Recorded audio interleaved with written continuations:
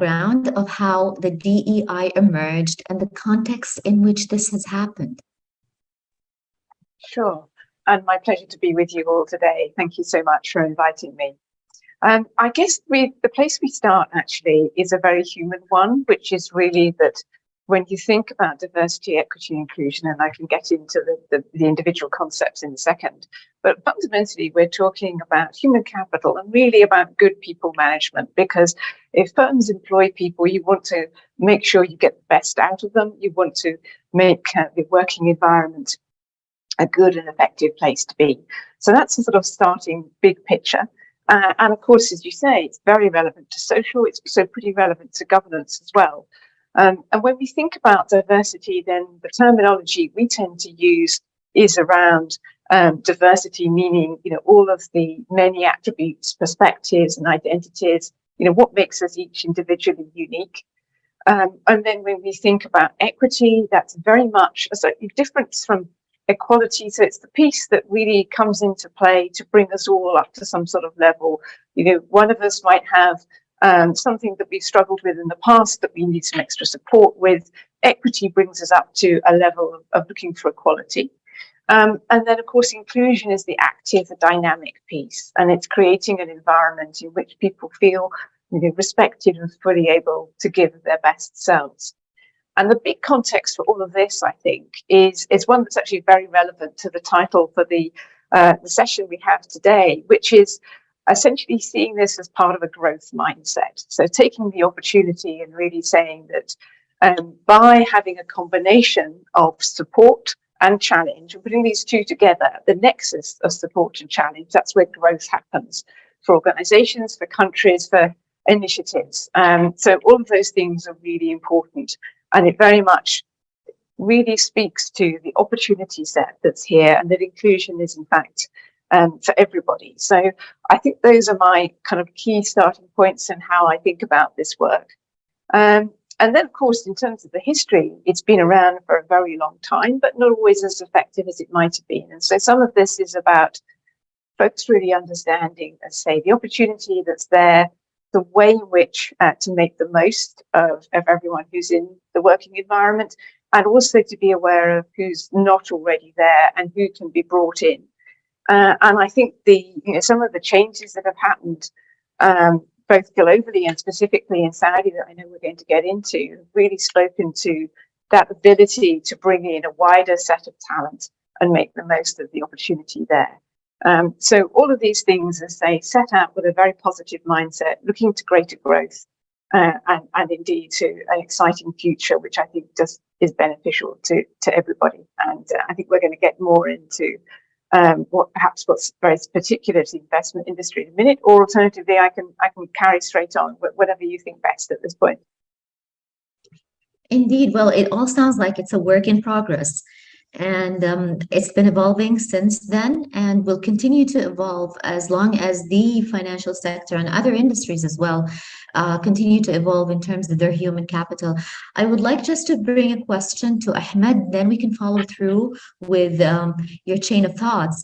So Ahmed, I'd like to bring the discussion to Saudi Arabia.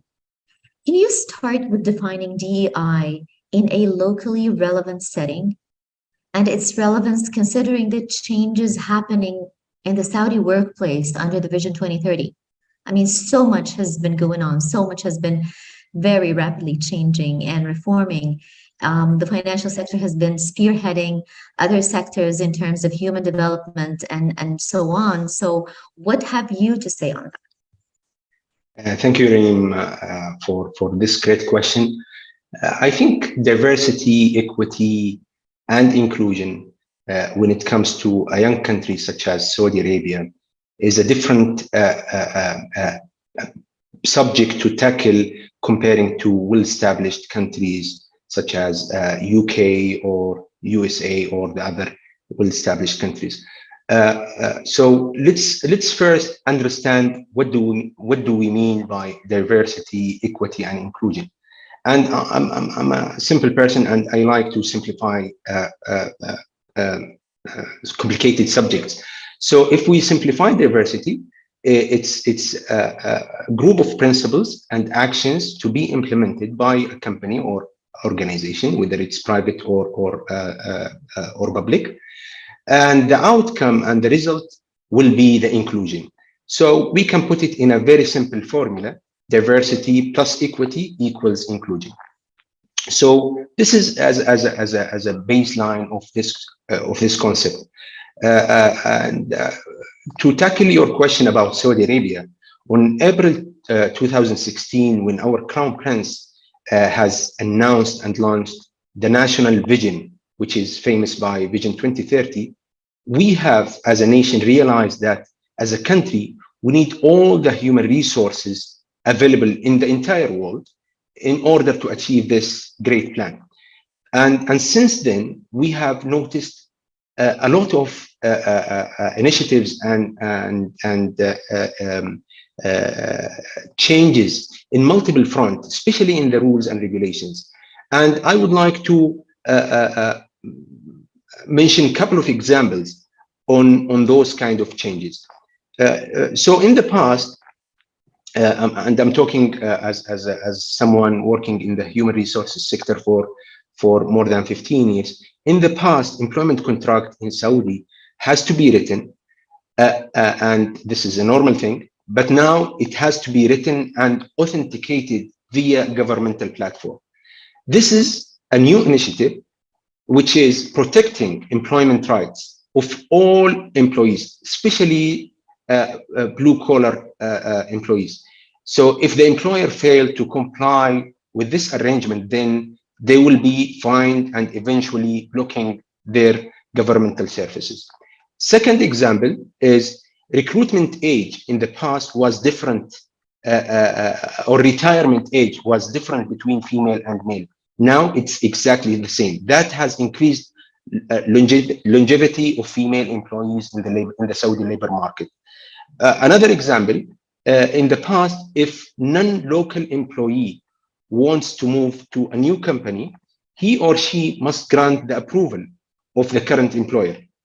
Guess what? If the current employer didn't approve, then the person should leave the country. But now the non-local employee has the same right as the local employee when it comes to mobility, and that was a real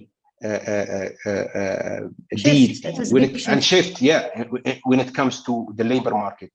Last example in my head is to support female employment, because this is a big issue in Saudi in the past, but it's not a challenge anymore. The government provided children hospitality support program for working women, and they call that program Qurra. So basically, the Saudi government contribute to cover part of the cost of the fees for up to 2 children in one of the daycare centers in the city, and they put, of course, a threshold or a maximum or a cap per children. But this is a great initiative from the government to encourage female to go to the labor market. I also think on that note that the female participation rate in the workforce has shifted upward. Yeah, indeed. Very notably. Not just the unemployment rate has gone down, but the participation rate has gone up. Correct, and this workforce basically was in the passive market, but with those rules and the regulations that the government introduced. And I'm not here to present or to represent the government, but I'm talking about those initiatives from someone who is working in the HR domain. Those rules and regulations encourage female to go to the market and to be part of this Vision 2030 journey. Amazing. So back to Sarah. I would like to give you an opportunity to further elaborate on your last point, but my question here is about the codes and standards of the CFA Institute. Those are typically global. So the DEI when it was integrated into the human capital management in the investment industry, which is probably most of the most advanced industries out there in terms of human capital rights and practices. So this all probably involve different considerations. They cannot be all uniform, no one size fits all. They involve different consideration in terms in different regions, in cultures. So the local implementation will naturally differ across geographies. So this would be my follow-up question. So can you please elaborate on this differentiation? And was it challenging really to try to set the rules and the vision in which what's right and what should be attained? Yes, absolutely. And just before I get into that challenge, which is, as you indicate, very real, I will just say that, and riffing off at the last point, really, that what's been really interesting in Saudi is we've seen a female representation in the investment industry really increase quite dramatically. So even in the short time, I joined CFA Institute in 2019, and we've seen female involvement go from 3% to 8%.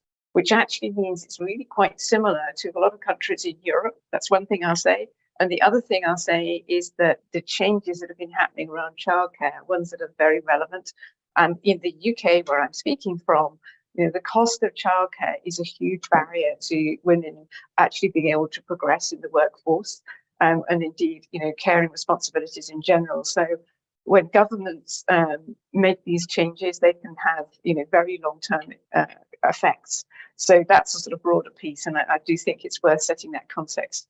In terms of the challenge of creating a code, so at CFA Institute, we're all about credentials, but we're also, which is the education piece, and I think we can perhaps talk about that a bit more.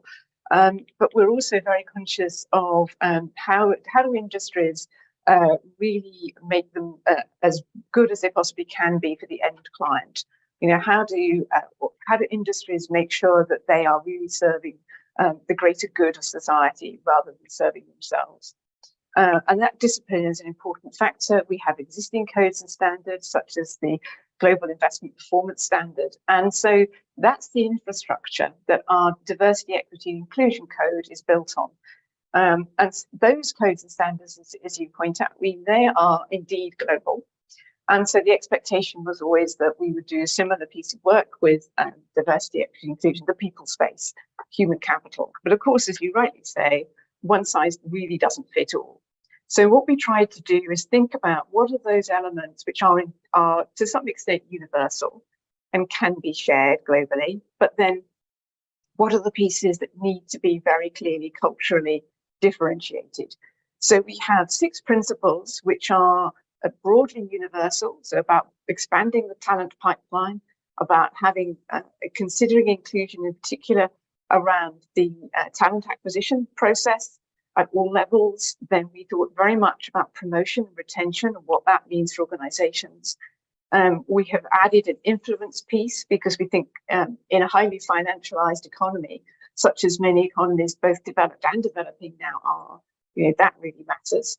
And the 5th piece is monitoring, so measuring what we're doing and being able to use that data to essentially improve a better practice and an improving process.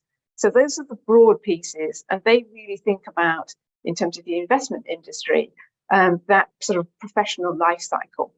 But once you set out those 6 principles, what lies below that, which is the how do you actually create the change, that's where the complexity absolutely comes in. And it simply wouldn't be appropriate to say, okay, we'll take the practices from, for example, the US and just apply it everywhere else. That would seem very insensitive and really impractical. The other big piece I will say is that we're very conscious in the way in which different cultures can learn from each other. So it certainly isn't the idea that any one culture has this solved, because the numbers say a very different story. And I've already indicated that in terms of gender representation, the numbers in Saudi are not dissimilar to those we see in countries like Italy and Spain, for example. So all of this is, I think, an important learning piece. The other aspect is that increasingly we do have finance industry with some quite global outlooks, and the only way that that can really work is by actually looking into local entities to see what's working in each area. And then sometimes that can be shared across national barriers, and boundaries, and that can be really productive. And we've certainly seen some interesting work around, for example, some mentoring programs that have happened in the Middle Eastern region that actually folks in the US can really learn from. And then in terms of the actual how we have created our implementation guidance, which is the how to implement the code's principles, that is very much done locally. So at the moment, we're in the process of adapting the US and Canadian version of the code for Europe and separately for the UK. And we will have one for the Middle East and North African region evolving separately later in the year. And that's a really important piece of work. So all that to say that what works in one nation won't necessarily work in another, but it doesn't stop us all learning. And equally too, as we think about a more mobile and educated investment professional population, sometimes people will work in one country and then later in their career go and work in another. And there's other important things to bear in mind. So that cultural competency can be really important, particularly to people in leadership roles. And that's where we think that having these different adaptations of the code is going to really help the industry as a whole. So let's say the guidance will be very specific and very much leaning on what's working well in one country versus another, and what makes sense when we think, for example, about the ways in which talent is encouraged into the industry. And again, we have a program called Young Women in Investment that originally started in India and has evolved in multiple locations. And in each place, it's significantly different. It's built with a boot camp and an internship. But we know that, for example, in Saudi, there's a very highly educated female population that we really want to see encouraged into the industry. But how do you set them up for success? That's hard without making sure that they've got the best opportunity to present themselves and build their confidence. So that's why we have provided a boot camp and indeed the opportunity to have internships. And that's something that's worked very well in other countries, and we would love to certainly to launch in Saudi. So I think there are specific programs that can be taken and adapted, and that's some of what we have built in to the implementation guidance. But it's very clearly listening to the folks on the ground who understand the needs of their market and really create the best adaptations. So that's our overarching effect. Same is true in the monitoring piece, the reporting framework we've created that is specific to each individual country, so that we're again being very clear about what is relevant to each individual country, to that individual population, and the challenges where support is needed. And that's something where we think we're well placed to help, but only by, as I say, working with our local societies on the ground. Amazing. It seems that the CFA Institute has got it rolling here. And one of the things that really got my attention, it crossed my mind as I was, preparing for the session, is that the first 2 or 3 principles are things that a lot of organizations, entities, and firms boast on their mission statements. So if we're talking about the hiring, the retention, and even the nurturing of a good human talent and capital, it's already there. So what exactly, how is it back into the DEI? Are we trying to create a framework rather than have it loosely defined by an organization? Yes, I think what we're trying to do is give ideas as to the practices that are most effective in delivering change, because aspects of this work to create a more inclusive culture do require some shifts in behavior. But the point is really to make sure that that is something that is seen as beneficial to everyone. It creates a better environment for everyone in the workplace, not just one group. And some of that can be about how we think about the way in which people perform, or we reward talent, or we acknowledge what is a good performance. And so small things like creating within a meeting room the ability for more junior people to speak up before perhaps the most senior person does. And then instead of perhaps everybody agreeing with one person, there's a broader range of views in the room, because of course we know that that broad diversity of view and perspective contributes to better complex decision making, and there's a lot of very interesting research around that.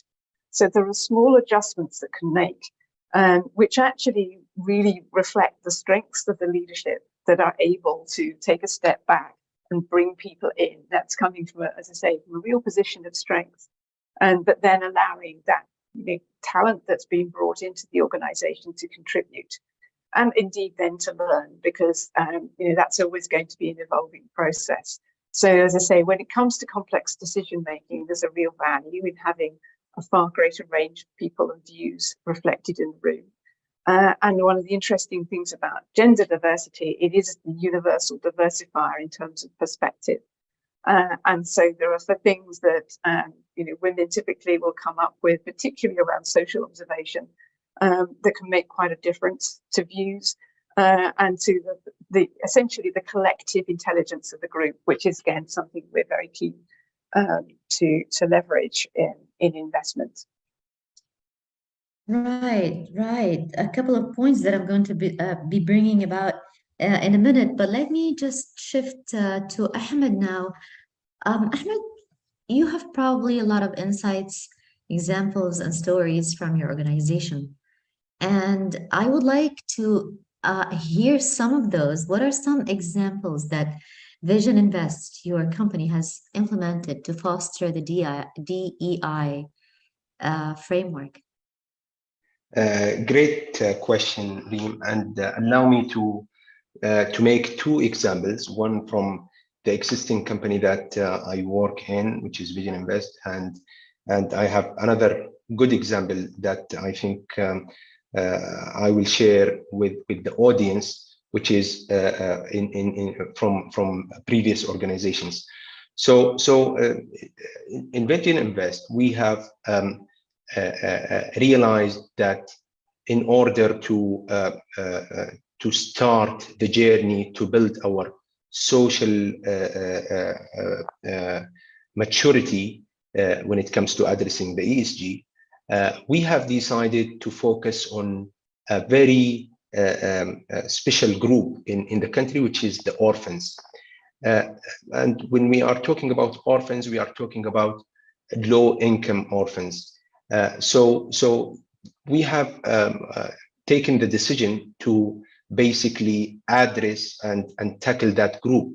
So what we have decided through social responsibility, or CSR, we have chosen 20 orphans living in the country, living in Saudi, 10 of them female, 10 of them male. And we have actually done that with the non-profit organization, very reputable non-profit organization, to identify those 20 orphans. So we have selected 20 just finished their university and college education, but they are struggling to enter to the labor market. So what we have done, we have selected those 20 with the support of the non-profit organization, and we have signed with them a training contract for 1 year, which is basically we agreed with them a certain amount of salary paid on a monthly basis. And also we have agreed with them that they will receive medical insurance to cover themselves, and also to register them in the social insurance, which is a compulsory step that we need to do when it comes to recruit. Yeah, the retirement planning. Yeah. Exactly. Yeah. So we have agreed with them in a state of them searching for a job. They go and choose a training institute next to their home in their neighborhood, and choose one of the things that they are passionate about, such as computer skills, such as management skills, etc., etc. Some of them, they have chosen English language courses, and we say to them, we will fully pay that tuition just to make you employable in the labor market after 1 year. So after 1 year, we will give them the option whether to continue with us or to go and work for a different organization. So this is something that that we have done. Actually, I'm really proud that as someone who belongs to Vision Invest, to invest on this group, because this group is a group that unfortunately there is not much of focus on them, especially from the private sector. The second example is back If I may interject, Ahmed, here, I'm Yeah. just curious. I don't mean to digress, but I'm a bit curious. So what were the key obstacles that this group of individuals had faced going into the work market, the job market? So the big obstacle, to be honest, as you know, those people, they receive a monthly subsidy from the government. However, if they are registered with the company or with the public sector in the country, they will lose that subsidy. So convincing them to get rid of that subsidy and receive a salary, that was a big obstacle, because the subsidy is an easy money for them and they don't want to lose that bit. But we convinced them that, guys, you have to focus and think about your future. This is something that the government is giving you, but if you work on yourself, if you invest on yourself, if you educate yourself, then you will become a self-sufficient person in the future. And that is not difficult to achieve. If you invest on yourself for a year or so, then you will become an employable person, and you will have few or several opportunities, whether it's in the private sector and whether it's in the public sector, and that will be a real change in your entire life. So that was like the paradigm shift that we were trying to do in order to convince them to accept that change. Yeah, incredible shift in mindset. Of course, the public versus public subsidy versus the private sector performance-driven and meritocratic system. And yes, what about, I agree. This is such a great example. Thank you for sharing Thank the you. story. What about the second example? Second example, back in 2015, female recruitment was a big challenge in Saudi. So I was working in IT company, and the decision has been made to create a call center. And we have decided, based on the workforce plan, that we need 8 people to work in that call center. So we said between us, let's do this differently. So what we have decided to do is to make the whole or the entire call center from the female population.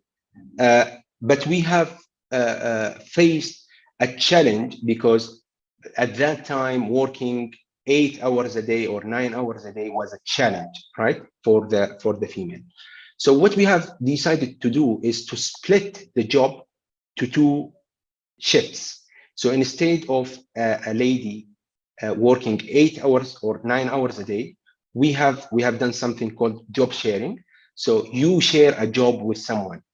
So we have created 2 shifts. The first shift from 8 to 12:30, which is a perfect timing for moms, because they drop their kids to the school in the morning, but they would like to go and pick them afternoon. So that shift was the ideal to target moms. And we have basically done another shift, which is from 12 to 4, which is targeting young females. So they can basically wake up a little bit late, they have their breakfast at home, and they come to the work at 12 o'clock. And we splitted the salary between the 2 shifts, and everyone was happy about that program.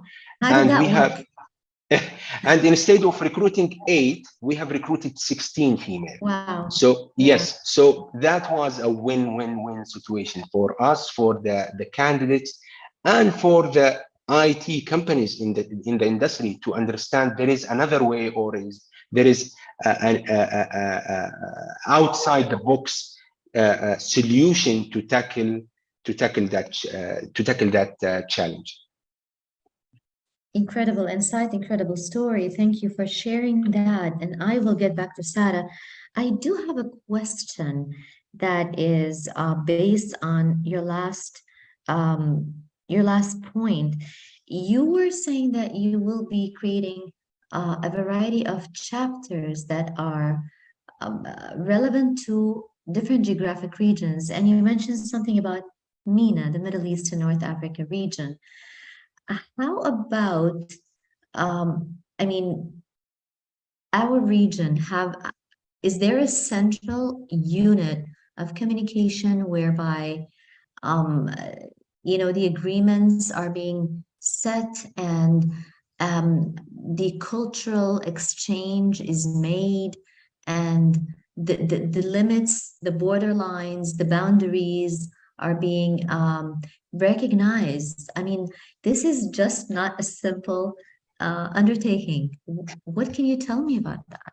Sure, you're so right. No, it's not simple, but then most, worthwhile exercises probably in this space are not simple. So we want to, somewhat embrace the complexity and the challenge.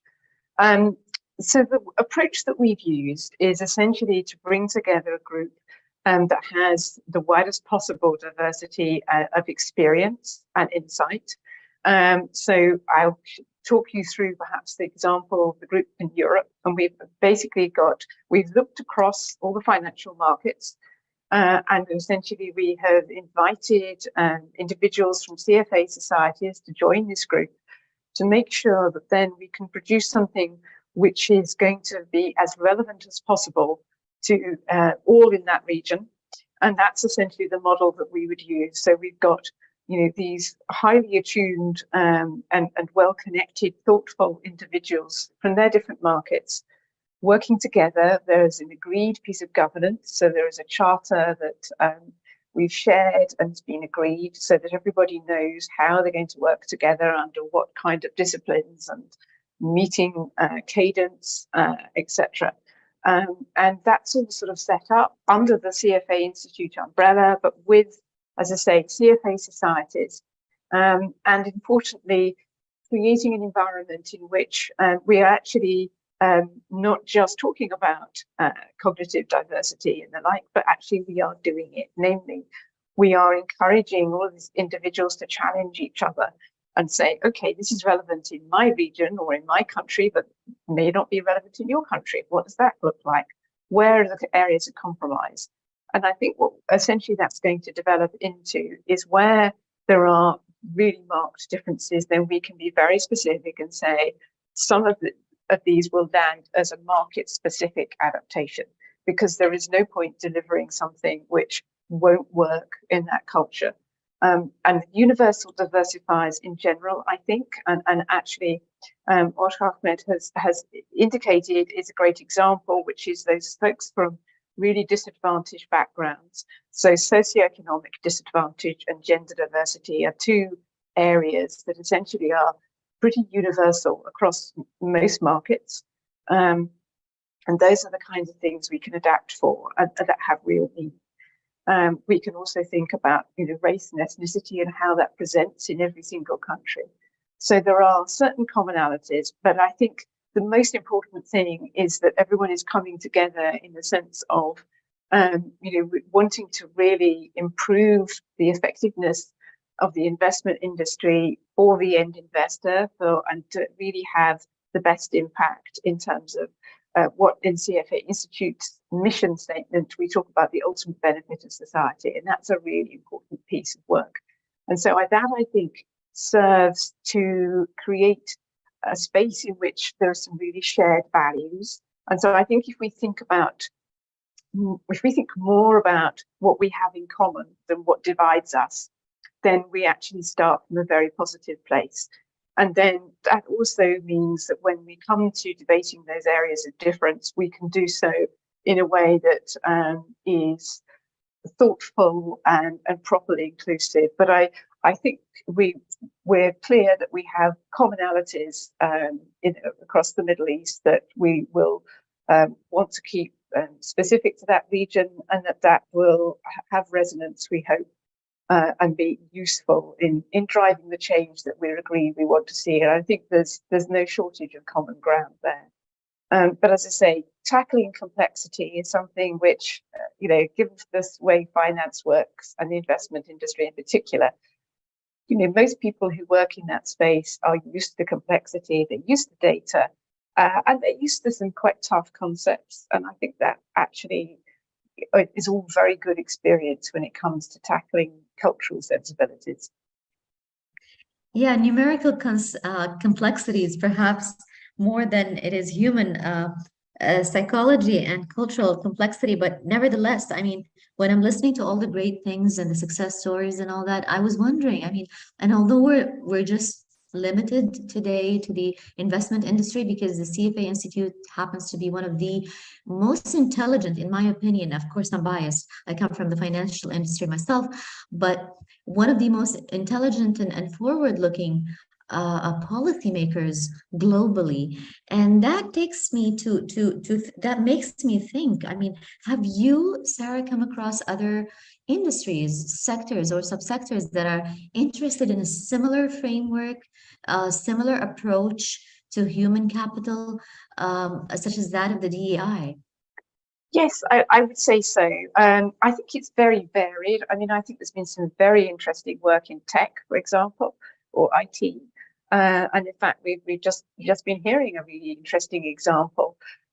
So I think that where essentially there are industries that have traditionally maybe been very male dominated and not been seen as very inclusive, there's been a recognition that business overall is better with a far more inclusive environment for the reasons that we've discussed, and the research just continues to grow on that. So I've seen some quite interesting and rapid change in tech, and that's, globally, there's been quite a lot of change.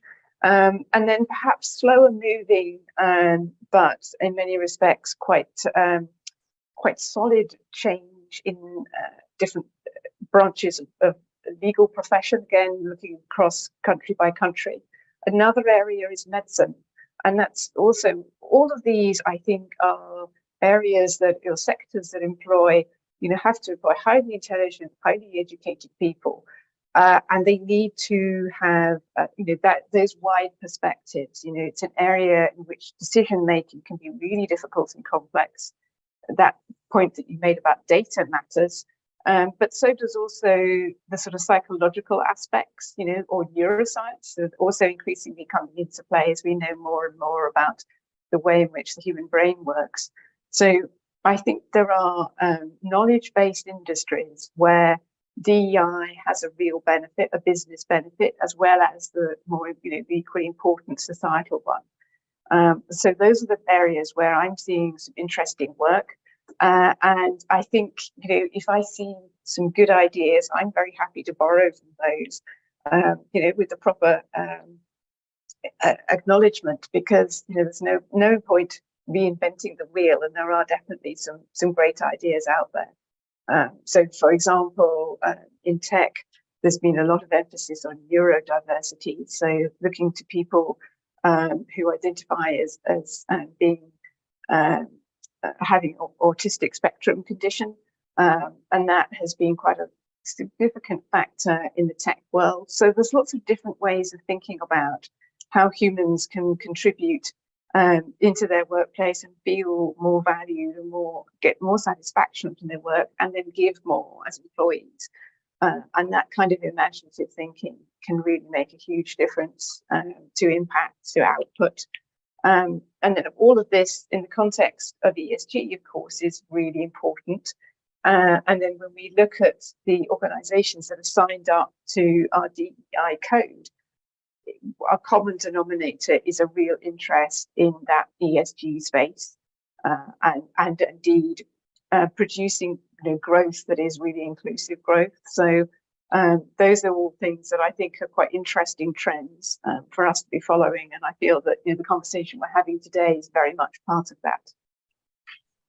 This is quite interesting, because I have heard examples from Germany. I was participating in a Women in the Workforce forum back in 2016, and the speakers from Germany, which is a very developed and overly developed country in Northern Europe, yet they were still talking and discussing women in the board, women in the boardroom back in that time. And they were also talking about a potential quota system that might remedy the shortage of women in the boardroom. I haven't followed through the story from that time till today. I'm sure a lot of progress has been made, but I think this gives us this leaves us with the impression that all this is quite recent. I mean, our country is considered very young, fresh, with a young population, with a population that is very excited to what the future will and might bring. And Ahmed has given us amazing examples that can be considered paradigm for future leaders and so on. And maybe I should ask Ahmed, I mean, have you seen other organizations trying to adopt such measures aside from yours? Yeah, great question, Reem. As you know, not all industries are the same in terms of tackling this subject. So, for example, banking and investment in industry is not like construction industry. But to link how this started in Saudi, as you know, we have a lot of international entities do exist in Saudi Arabia, whether it's a branch or whether it's an HQ for their Middle East operation. So I think diversity, equity, and inclusion started there. And as HR practitioners, we took that concept and we have localized that concept to be configured with the Saudi environment.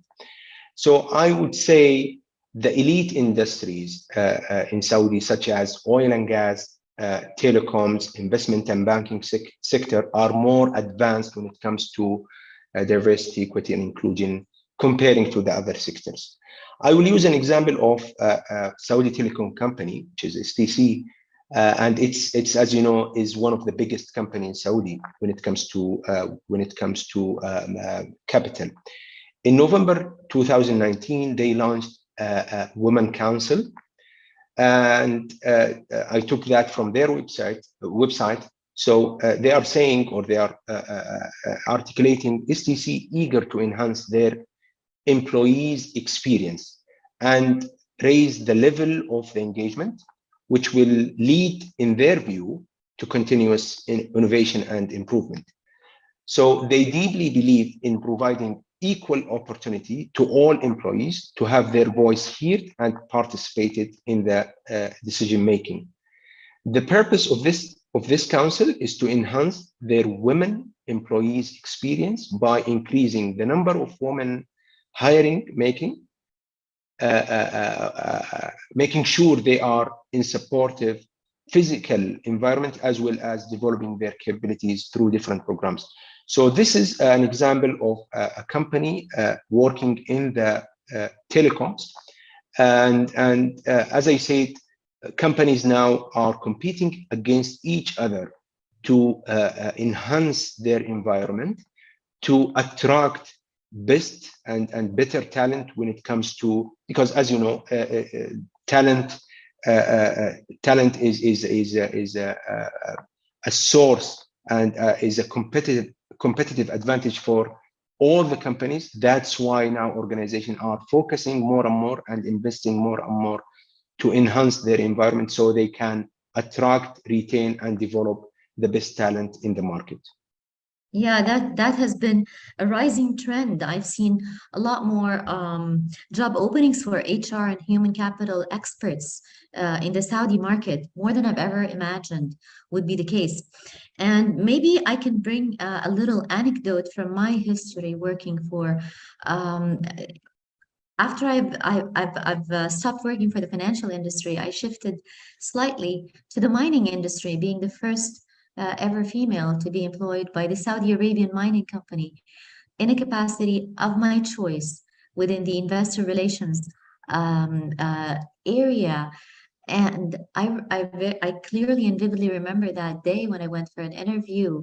They said, you know what, just go ahead and select from a variety of departments. We need female talent.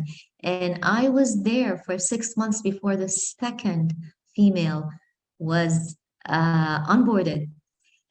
Today, that was back in 2017.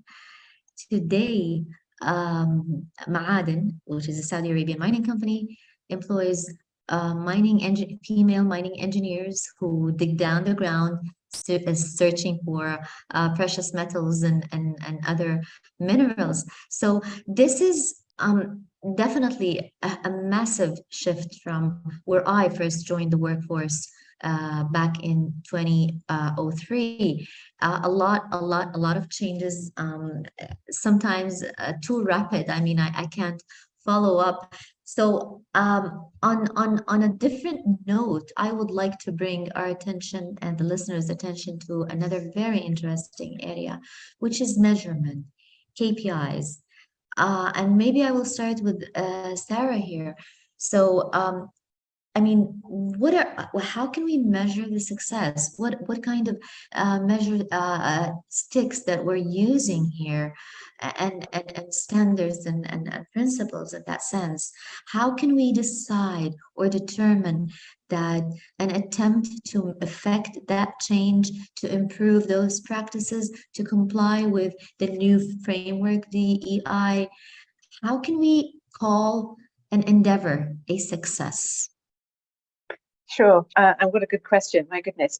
So I guess one way of thinking about it is there is both quantitative and qualitative data that we want to collect. And in order for that to be meaningful, we do need to understand, the starting point. This isn't a sort of theoretical piece. It needs to be, anchored in the organization that's being measured and in the industry it's a part of. So, for example, to take your mining analogy, then the numbers may well be different to other industries. And then I guess the other piece of that is thinking about what is this organization trying to achieve? What's its priorities? What are the business strategies it's putting in place? So you typically would want to start with your baseline assessment, understanding who's already in employment and what is the distribution, for example, of women across the organization, all different levels. So you start with that data. And because this is, and for every organization, wherever you look in the world, this is something that is never done. It's always constantly evolving. Organizations are dynamic. They're almost sort of, organic in the sense of growth is, and they grow, they shrink, they grow again. These things keep changing. So in order to allow for that, as I say, you need to start with a baseline and to think that this is going to be a constant going forward. That KPIs, are just part of what's good management. It's very widely established now as, the business of, what gets measured gets done. It's pretty well understood. And it's also a tremendously helpful tool so that people aren't having to rely on assumptions and sort of elements that really introduce a lot of uncertainty. I think the qualitative piece comes in where you understand that this is an organization that people feel included in, that they understand maybe why the data is being collected. So there has to be an element of trust developed. And that's for everybody within that organization at every level. And I think it's very important to make sure that this is to say not about targeting one group at the expense of another, but bringing everybody along together. And then understanding what are the things that are working and what are not working. One of the interesting things we did, we had an extended, over 2 years, research project with investment firms globally. And what we found there was because we covered the period going into the pandemic, during it and going out of it, that organizations that were doing this work and collecting this data were actually in a much better place in that very rapid piece of change that we all saw. They were more able to pivot and to flex to a different management style because people couldn't all be in the office at once because of all these very major changes in practice that had to go on. So the organizations that already had the capacity to measure, to assess what was working and what wasn't, were actually in a better place than those that didn't. So we really see in a very specific research project the value of doing that work. And so one thing about the data management piece is that once organizations see that value, there's a very different motivation to collecting it. And then it starts to feel something that's much more integrated. And I guess the other piece, I mentioned the qualitative, sometimes it's understanding maybe why an organization isn't ready to introduce something, but that it is part of the plans. And so all of those pieces come together to both provide that sort of spectrum of work to do, where an organization is in terms of its maturity, where it's trying to get to, and the things that need to be measured to help that journey really advance. Very interesting. So we could perhaps we could safely assume that it is not a numerical reference that will be used to measure a success of that initiative in one geographical location or another, as opposing to perhaps the change, the rate of change, perhaps, or the amount of change that has been accomplished. That's exactly right. Yes. I mean, the degree of change is a high point. Yes. Very, very interesting. So our questions and my questions have now come to an end. I'd like now to open to audience questions.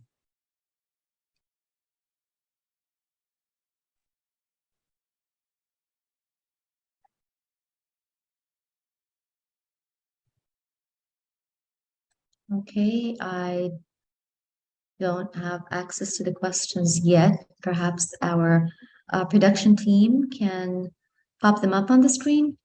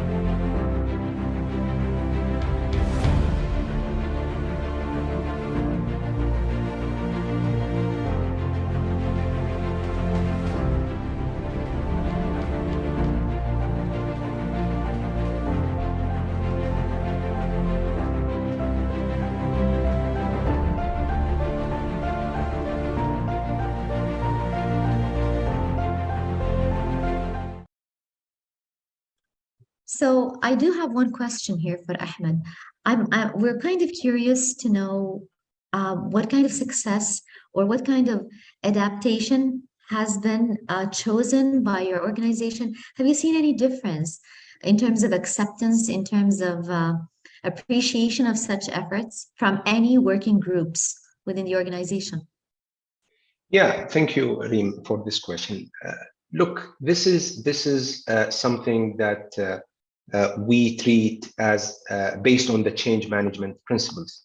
So whenever a new initiative or new idea is presented to the management, they will ask a very basic question: how this will help the organization to achieve their business needs and their business strategy.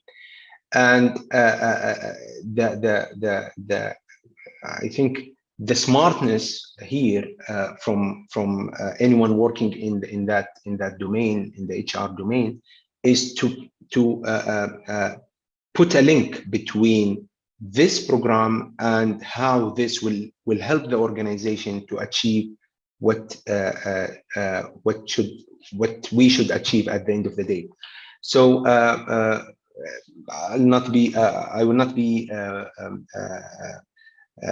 ideal here. We faced some resistance, but when we showed the people the plan that we are happy to go through, and the journey that we have started, and the end benefit that the organization will get at the end of the program, then they will start collaborating and accepting that change, because it needs not only money, but it needs effort to execute that kind of change. and not only effort as well, but collaboration from everyone in the top management. So it's a team's effort rather than just one department effort.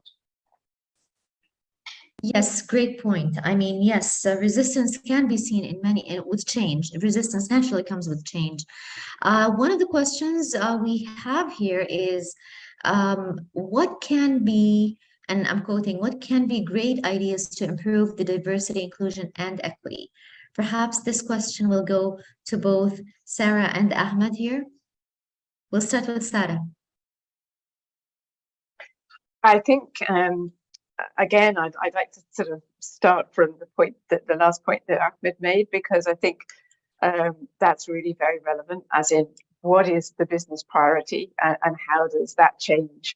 How is the change going to help the business? And that has to be, you know, an ideal starting place. But I think the other big piece that sometimes perhaps gets neglected is in terms of, you know, bringing in folks who maybe wouldn't previously have thought about joining this particular company, or indeed more broadly an industry, is actually just really good communication, because an organization may not have the diverse workforce it wants to have, but if it's able to say so clearly and that it has a leadership that can set that message out to the wider world, to a potential recruitment base, then actually that's a very powerful starting point. And if it's really expressed in a way that has that honest and you know, speaking from the heart and approach, this is work that is meaningful to us, it's important to our business, we would like to include you in our workforce, that can actually speak a huge, you know, to a huge impact and very much reach a wider audience. I think when organizations maybe try and present lots of pretty pictures and it all looks like everything's lovely, but maybe underneath it's not so good, younger generations particularly, who are very media savvy, will see through that. So, you know, a really fundamental, we're starting from this difficult place, but we are committed to change. That, as I say, I think can make a huge difference. And that's absolutely what we saw in our program, our research program within the industry. And again, when we survey particularly millennials and Generation Z or Z, that's something that we hear reported over and over again, that you know, authentic voice really speaks loudly. So there's that piece I think is very fundamental. And then the other piece is leadership. It really matters that those who are at the top of an organization are clear about this work, why they're doing it, and again, able to speak to that. And so having those two pieces in place, they're the sort of fundamentals. And when we set up our DEI code, that was really what we looked for. And the third wrap-up piece is having an implementation plan, because great strategy means nothing unless you've got an implementation plan to deliver it. So those are the points that I would make. Absolutely. So essentially, it's a sense of purpose, very good communication, because changing culture, changing mindset would be probably the most challenging part in this endeavor. I believe that Ahmed would agree on that. Of course, indeed. I think building on what Sarah mentioned, I think it's not one size fits all. Each organization is different, each industry is different, and the business needs, of course, is different. But my recommendation and my suggestion is to start small and get bigger in the future. Because if you try to implement too many initiatives at the same time, too many ideas at the same time, then most likely it will fail, and then you will never think about doing the same thing again. I think based on my experience, I think if you choose one idea or one item to focus on, for example, if this is something new to your organization, focus on one idea, but do it right. Do it right from A to Z. Do it right from the start to the end. Then build on that success and start adding more initiatives, more ideas, and then people will come and help you to implement those kind and execute those kind of initiatives. So this is again, I don't have a perfect answer to that question, but this is my recommendation based No, I on think you've the answered it experience. perfectly. I mean, we have two key recommendations from two experts on the subject matter here. One being communication, adult, compassionate, understanding, and very, very good communication, as well as starting small and using a building block beginning and taking it over from there rather than trying to bite up a big portion of the whole dream, if I may. So yes, I think that was terrifically well said. And as we end this question, I think our session has come to an end. And on this note, and on behalf of the Financial Academy, I would love to thank you, our guest speakers, Ms. Sarah Maynard, a Global Senior Head, Diversity, Equity, and Inclusion at the CFA Institute, and Mr. Ahmed Al-Nu'man, Vice President, Human Capital Development at Vision Invest in Riyadh, for their valuable contribution to the discussion. This session, ladies and gentlemen, has been recorded and will be released on our social media channels very soon. If you're an industry professional, please share the video with your colleagues and interested circle. Please stay tuned for more webinars on the latest topics in finance and the investment industry. Until we meet again, goodbye. يعطيك العافية. Thank you very much. يعطيكم العافية. Thank you. Thank you very much, Sarah. That was such